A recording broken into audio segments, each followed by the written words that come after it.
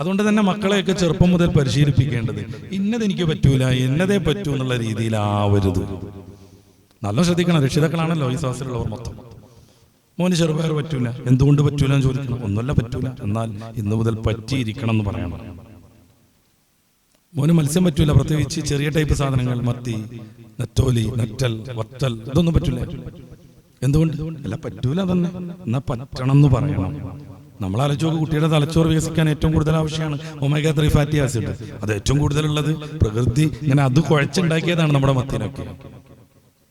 ചെറിയ ചെറിയ മത്സ്യങ്ങൾ പ്രത്യേകിച്ചു.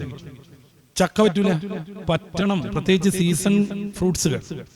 ഇപ്പൊ കോമാങ്ങക്കാലത്ത് നമ്മുടെ നാട്ടിലുണ്ടാകുന്ന കോമാങ്ങ, അത് ആ നാട്ടിൽ ഏറ്റവും സൂട്ടബിളായ സന്ദർഭത്തിൽ പടച്ച റബ്ബ് അതിനെ പുഷ്പിക്കുന്നു, കായ്ക്കുന്നു, പഴുക്കുന്നു.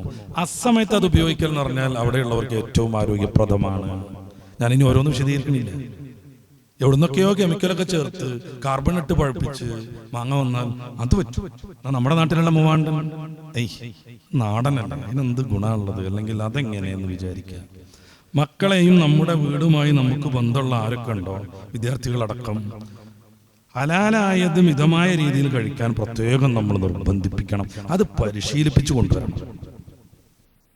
പരിശീലിപ്പിക്കാത്തതുകൊണ്ടാണല്ലോ പ്രശ്നം. പരിശീലനം വന്നു കഴിഞ്ഞാൽ ഈ വിരുദ്ധാഹാരങ്ങളൊന്നുമില്ലല്ലോ. ഇപ്പൊ നമ്മൾ ഈ ആയുർവേദ പുസ്തകങ്ങളൊക്കെ വായിച്ചു നോക്കും, പാൽ ടൈപ്പുകളും മത്സ്യം കൂടിയും ചേർത്താൽ വിരുദ്ധാഹാരം കൈവിഷം എന്നൊക്കെയാണ് അവർ പറയുന്നത്. പക്ഷേ പഞ്ചാബിലും ബംഗാളിലും മത്സ്യവും തൈരും ചേർത്തിട്ടുള്ള പ്രത്യേകമായ ഒരു വിഭവം ഉണ്ട്. അത് അവരുടെ ഏറ്റവും ആരോഗ്യപൂർണ്ണം. എന്തുകൊണ്ടാണ്? അതുകൊണ്ടാണ് കോട്ടക്കൽ ആയുർവേദശാലക്കാർ ഇറക്കിയ ഒരു പുസ്തകമുണ്ട്, വലിയ തടിച്ച. അതിൽ വിരുദ്ധാഹാരങ്ങളെ കുറിച്ച് പറയുന്നിടത്ത് ലാസ്റ്റ് പറയുന്നുണ്ട്, ഇത് പരിചയമില്ലാത്ത ആളുകൾക്കാണ് വിരുദ്ധാവല്. അതേ പദല്ല, അതിന്റെ ആശയം.